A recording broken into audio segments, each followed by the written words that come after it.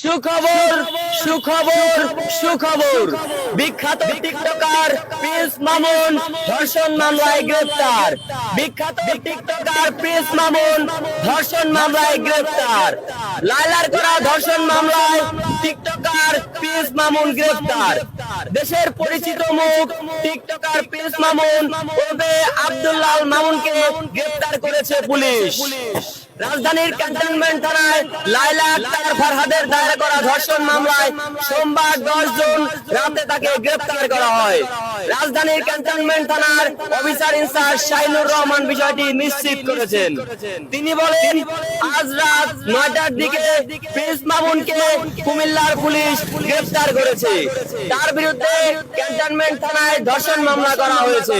কুমিল্লার পুলিশ আমাদের থানাতে প্রিন্স মামুনকে হস্তান্তর করবেন। আমাদের টিম অলরেডি কুমিল্লায় যাচ্ছে। টিকটক